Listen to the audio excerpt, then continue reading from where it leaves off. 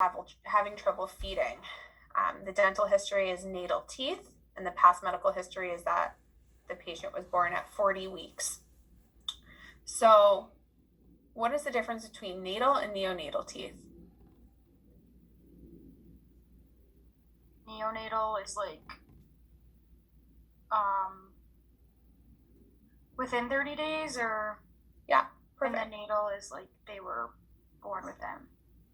Great, awesome. So are they supernumerary teeth? Sometimes and sometimes not. Perfect. So like they're supernumerary teeth just like 10% of the time, but normally 90% of the time they're primary teeth. And are they usually on the maxilla or the mandible? Perfect. Yep. Awesome. So what else do you guys see in this case here? Cleft lip. I'm sorry, I didn't catch that. Cleft lip. Yeah, so it's some type of orofacial cleft, and we're going to kind of go into the differences during this lecture. So orofacial clefts are one of the most common head and neck birth defects worldwide. So it can affect patients basically of any socioeconomic background, any cultural background, but there is a slightly higher incidence in babies born of Asian or Native American descent. And within the US, the incidence is about 1 in every 1,000 babies are born with an orofacial cleft. So there's many different etiologies as well, and some of them could result from, hold on, I'm just letting in one more person. They can result from an isolated mutation, associated syndrome, and there are about 400 associated syndromes with cleft lip and or palate. So it's pretty common. Genetic factors and environmental factors and teratogen exposure. Or it could be a combination of any of the above. So genetics does play a strong role in both syndromic and non-syndromic cleft, but it's not the sole determinant of whether or not a patient will develop a cleft. So what is a teratogen? Any thoughts? Something that affects the fetus. Yeah, perfect. So they're agents or factors which causes malformation of an embryo. So here are some exposures that could possibly cause orofacial clefts in patients while the babies, are forming. It could be a folic acid deficiency, a maternal smoking, medications. There are a few different kinds: retinoids, anticonvulsants, or steroids, as well as maternal alcohol consumption. So just some things to kind of keep in mind.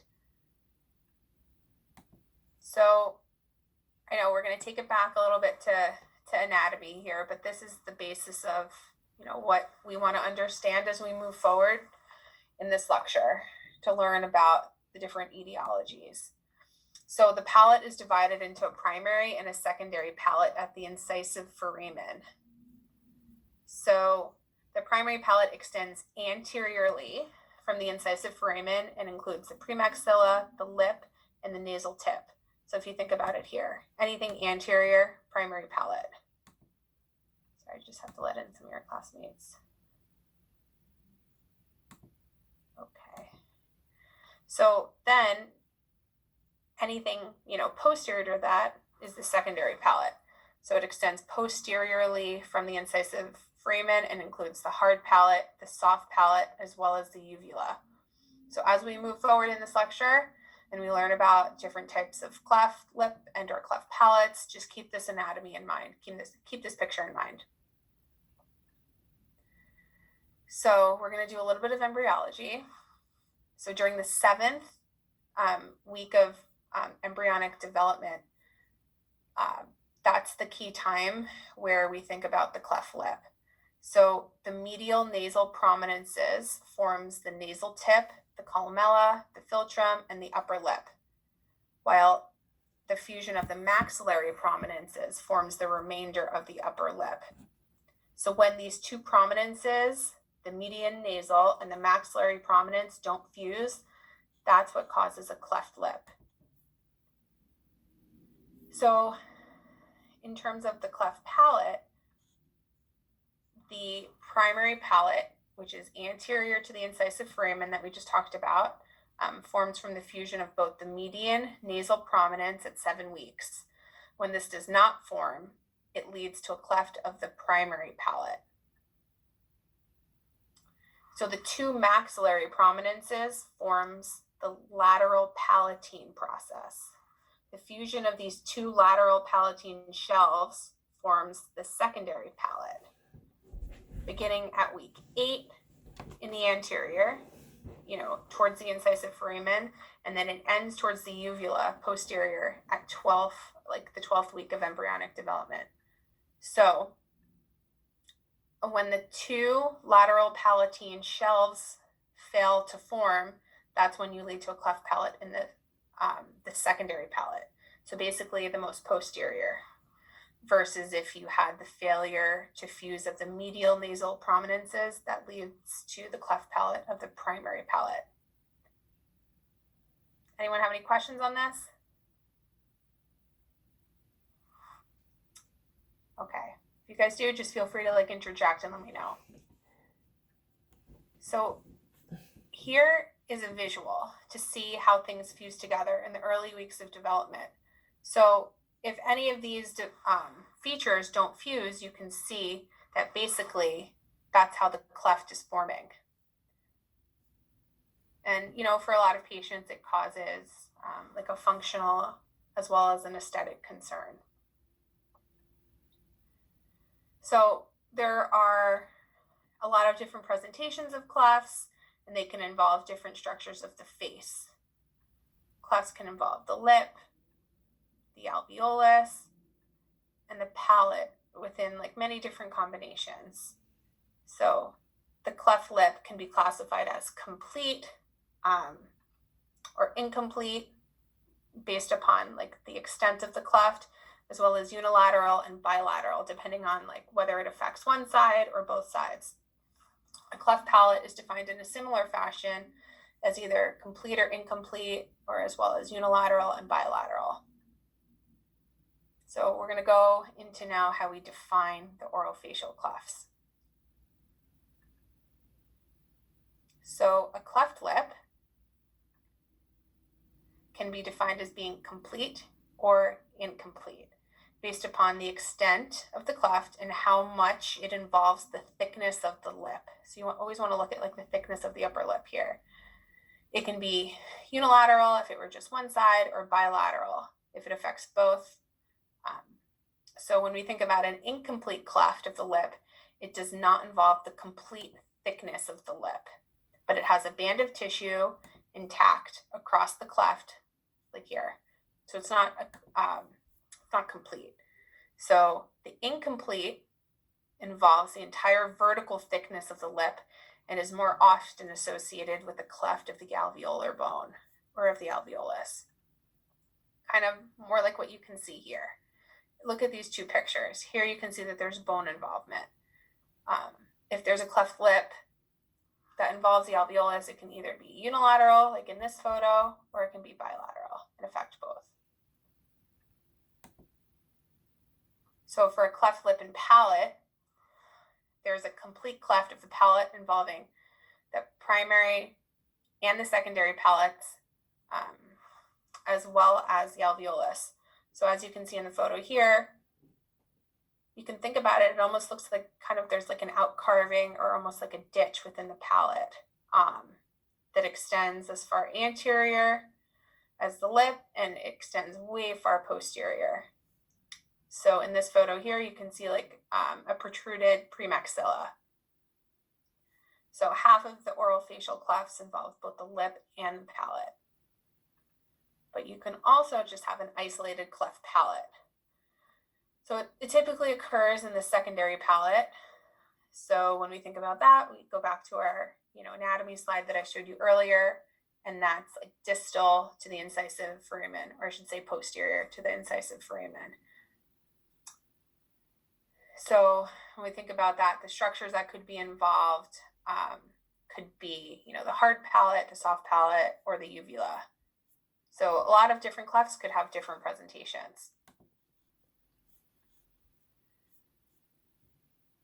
Then we have something called the submucous cleft. So it's a less severe form of a cleft palate. It's basically like a deformity in which there's a defective muscle union across the soft palate, but the oral mucosa is intact. Classically, it presents as a bifid uvula. So do you see this here? That's what would be like a key indicator of a submucous cleft. And anatomically, there's an absent posterior nasal spine. There's a transparent band of mucosa at the midline. You can kind of see that here. That's of the palate, called the zona pellucida.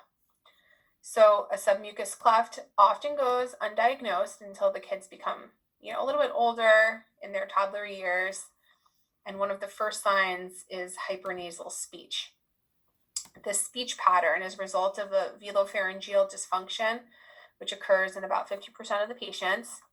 So when you have this velopharyngeal dysfunction, the soft palate may not completely close off the throat. So there is just like difficulties in speech pronunciation.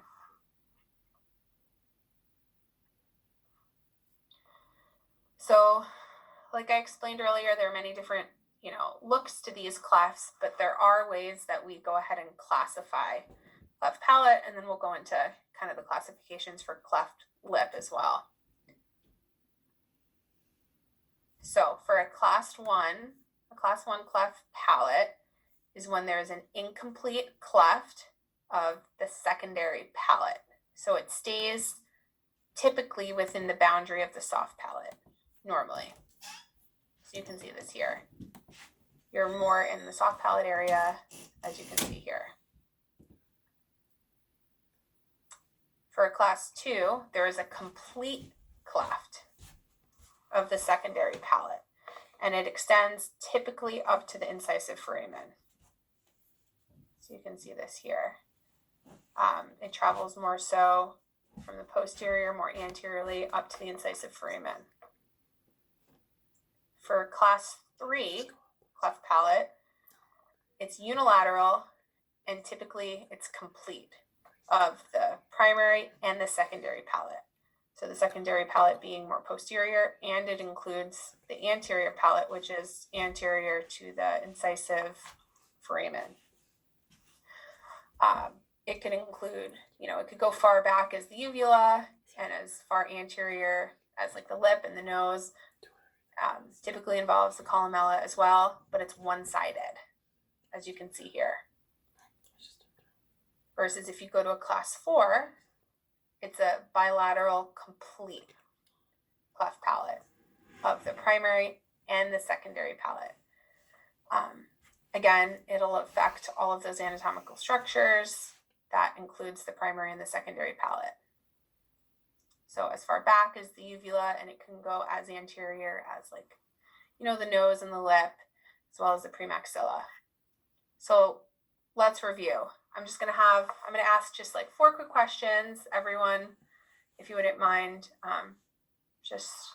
participating. I think it's going to help kind of solidify some stuff. So what class is a bilateral cleft of the primary and secondary palate? 4. How do you classify that? Class 4. Perfect.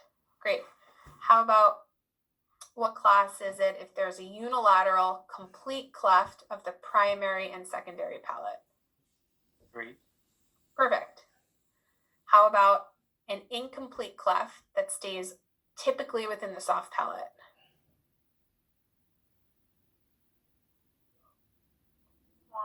1. Perfect. Yep. And then a complete cleft of the secondary palate.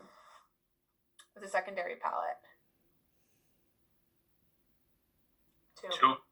Good. You guys have any questions on this? No? Okay. So now we are going to go into the classification for the cleft lip. So again, we want to think about, how much it involves the thickness of the upper lip and then, of course, its location.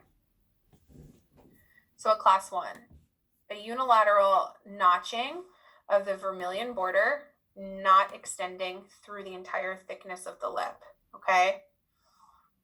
You can see that here. A class 2 is unilateral notching of the vermilion border with the cleft extending into the lip, but it doesn't include the floor of the nose.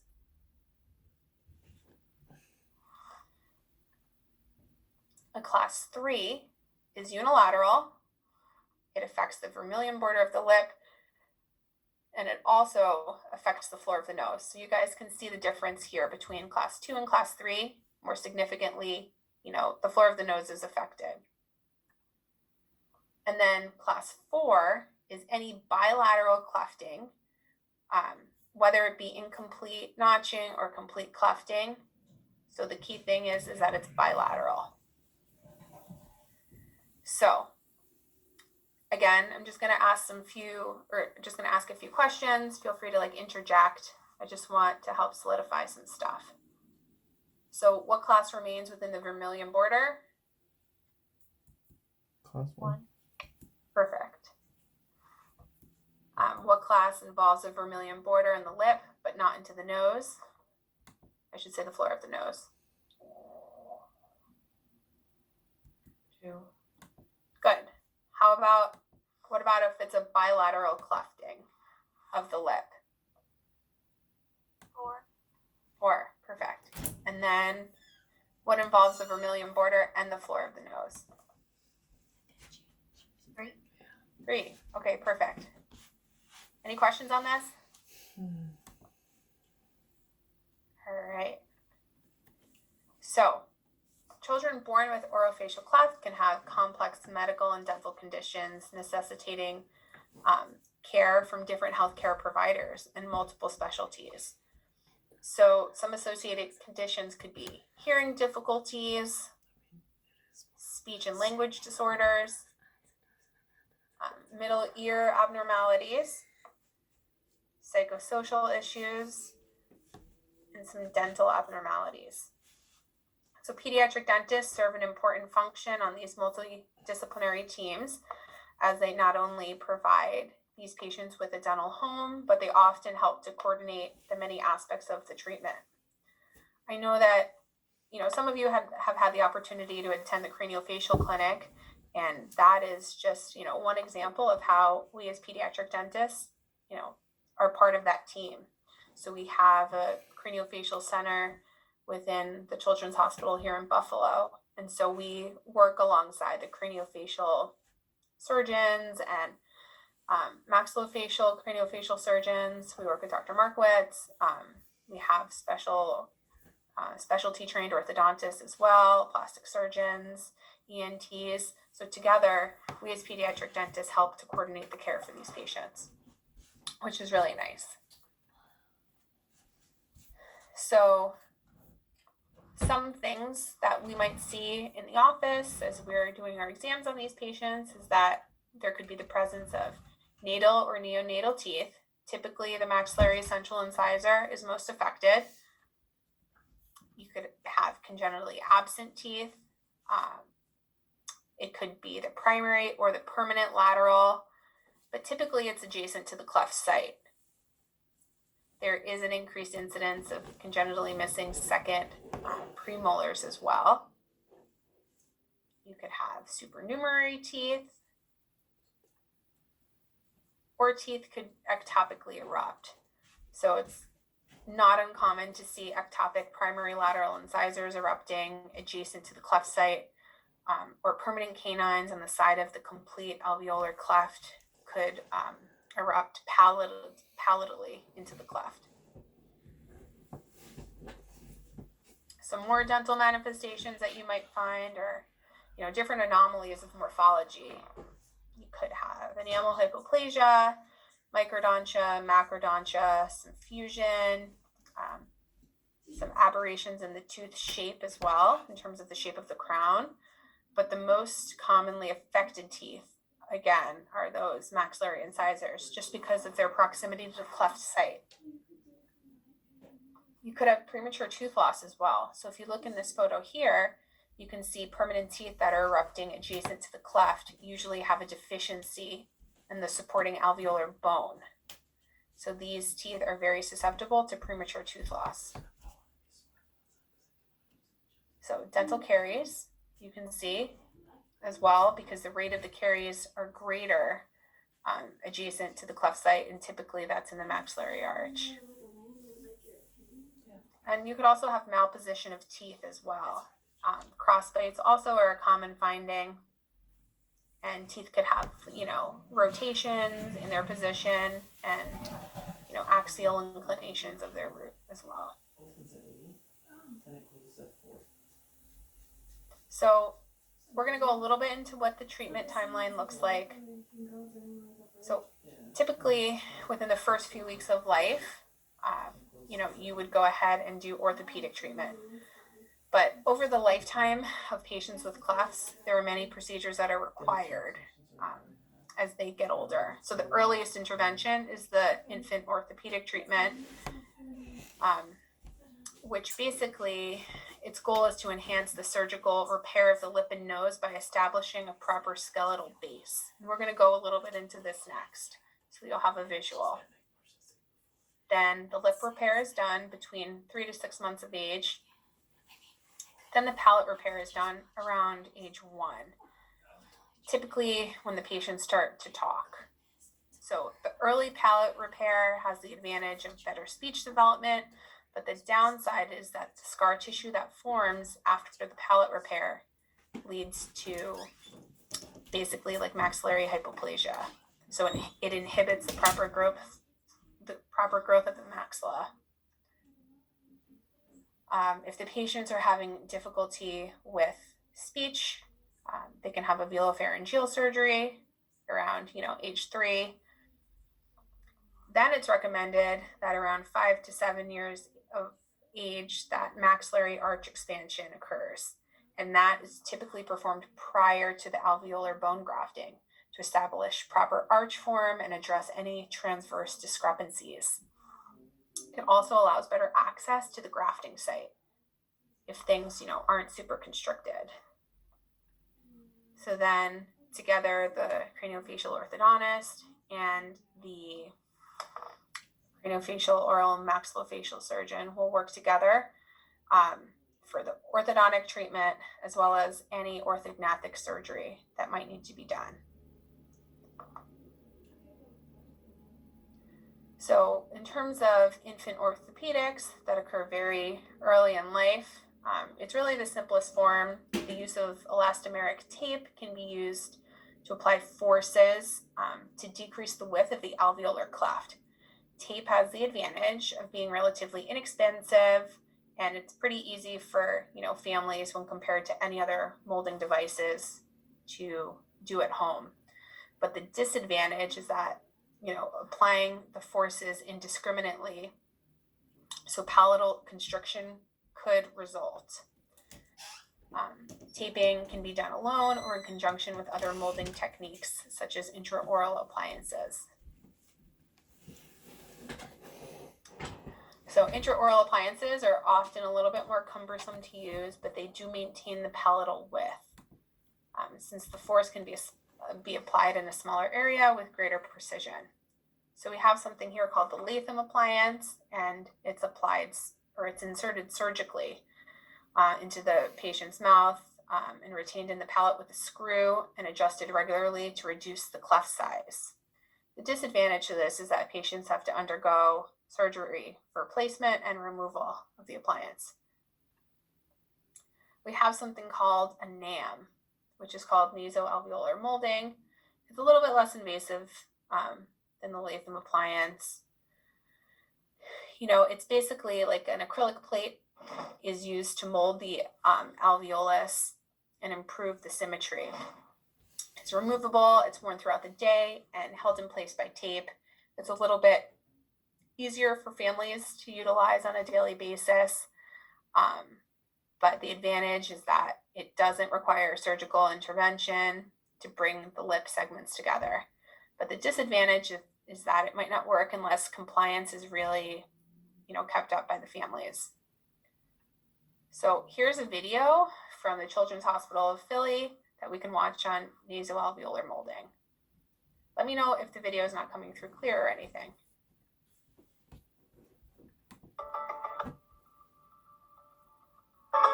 So we have the mold, and that was how one of the treatments that our Cleft Lip and Palate Center offers that's not offered everywhere is nasoalveolar molding. And this is a pre-surgical treatment done by orthodontists, specialized orthodontists. The goal of nasoalveolar molding is to narrow the cleft and improve the symmetry of the lip and nose before the child even gets to surgery. It narrows the cleft and it shapes the nose in preparation for surgery.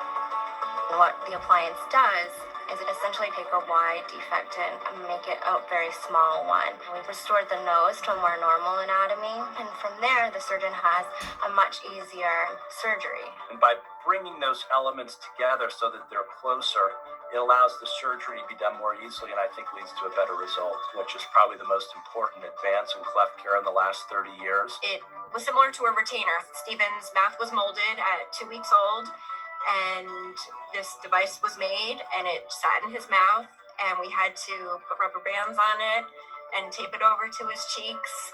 We could actually see it making a difference and actually closing some of the cleft. It's really only offered in a few centers across the country, so we're happy that we can provide that here at CHOP. So as you can see here, the nasoalveolar molding is a good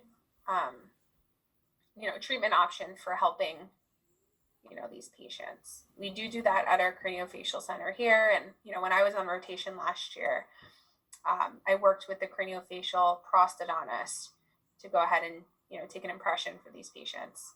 So it was pretty cool to see. So now we're going to get into some associated syndromes with cleft lip and cleft palate. So one is called Pierre-Robin sequence.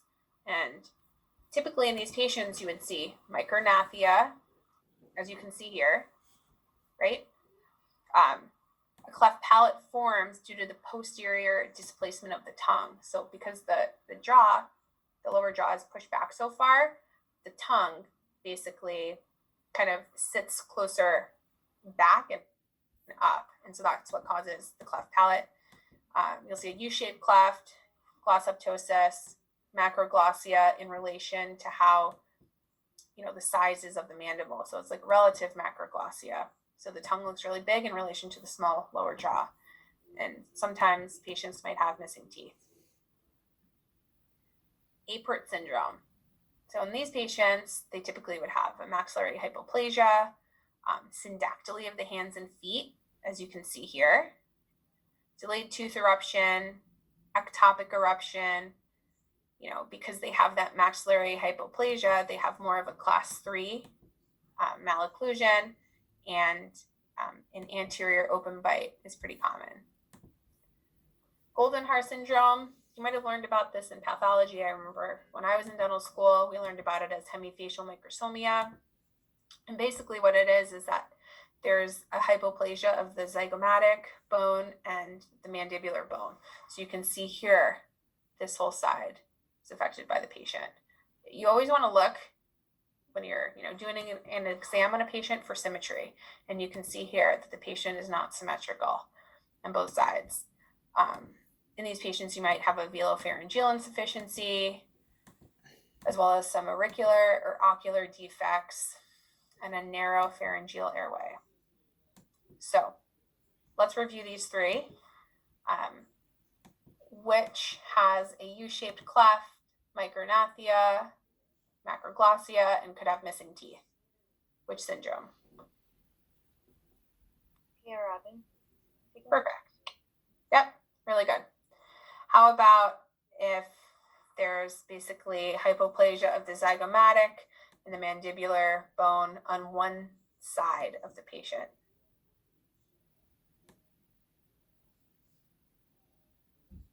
Goldenhar syndrome. Perfect.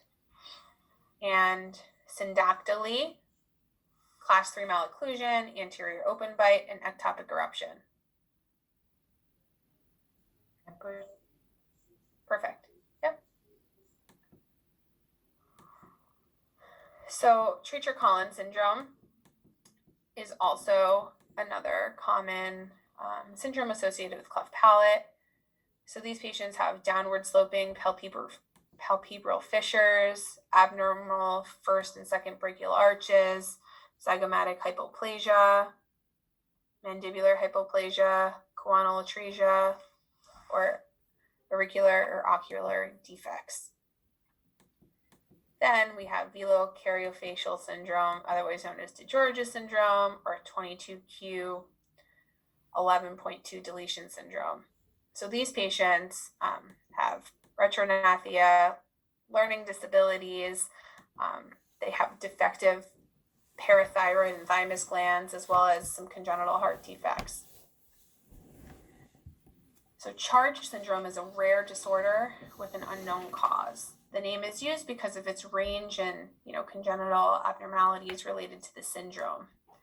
So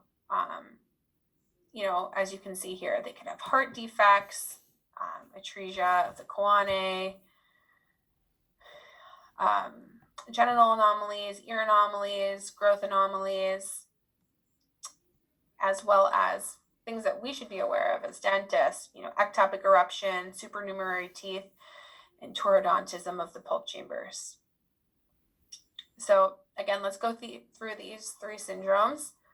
In which syndrome would you see a congenital heart defect, retrognathia, learning disability, and a defective parathyroid and thymus gland? Velocaryofacial syndrome. Perfect. Toroodontism of the pulp chambers, heart defects, ectopic eruption. Charge. Great. And then auricular and ocular defects, zygomatic hypoplasia, as well as abnormal first and second brachial arch. Treacher-Collins. Great. Perfect. Any questions on the syndromes? Okay. So at this point, we're going to hop into another case. So we have a male, he's 4 years old. Sorry, can I ask a quick question? Yeah. With the velopharyngeal insufficiency, can you explain that further? Like, I understand it's the soft palate, but is it the muscles, and what muscles are they? Stuff like that. Yeah, so it's basically muscles related to speech behind the soft palate. And basically what's happening is that there is like a break within that musculature. So when patients go to speak, it sounds like super hypernasal. So basically the airflow is going up through their nose because the soft palate isn't closed. Yep, you're welcome. All right, so here's our patient. Clinical and radiographic exam. What do you see clinically?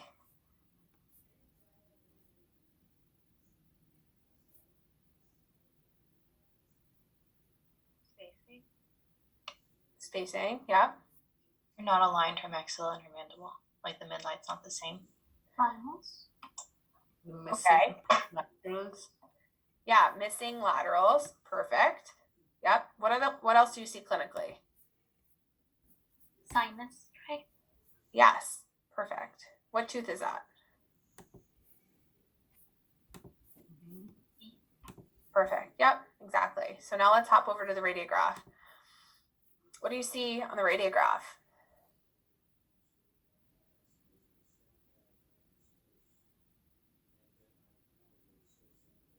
Which teeth are missing?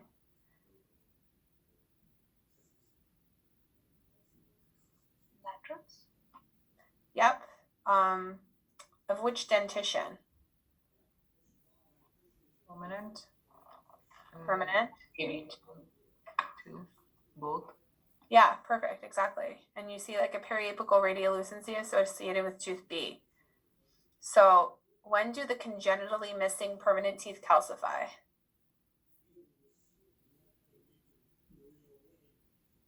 10 to 12 months. Great, perfect. What would you treatment plan for tooth B? Extraction? Yep. Do you have to think about space maintenance?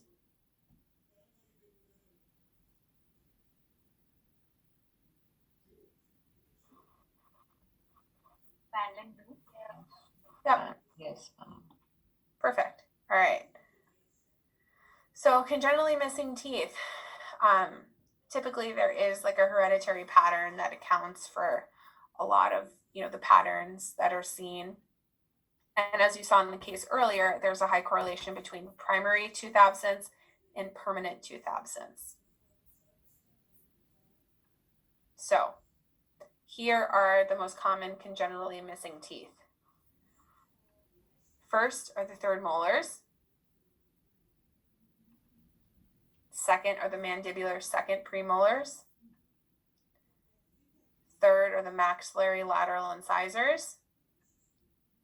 And fourth are the maxillary second premolars. So when do the maxillary third molars calcify?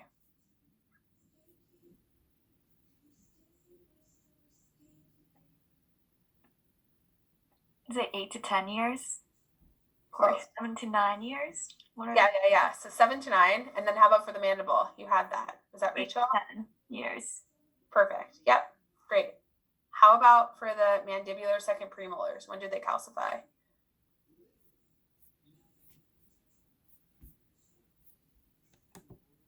Is it 24 to 30 months? Great. And the maxillary laterals? 10 to 12 months. Great. Perfect. Nice job.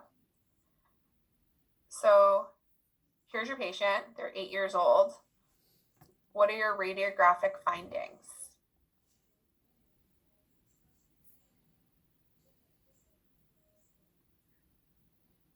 Congenital missing tooth number 20. Great. When does that tooth calcify?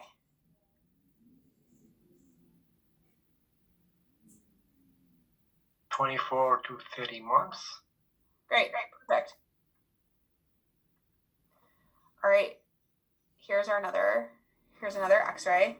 What do you see? What are your radiographic findings? The patient's 10 years old.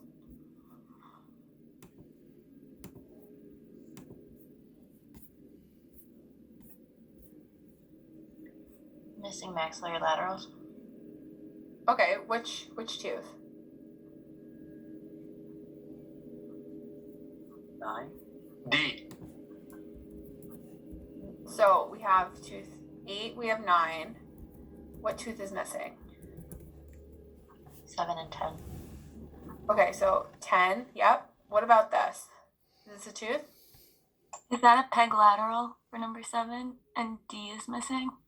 Yeah, so it's a microdent. Yeah, exactly. So it's just like smaller in terms of like its size. Exactly. How about in terms of the calcification time of the congenitally missing tooth?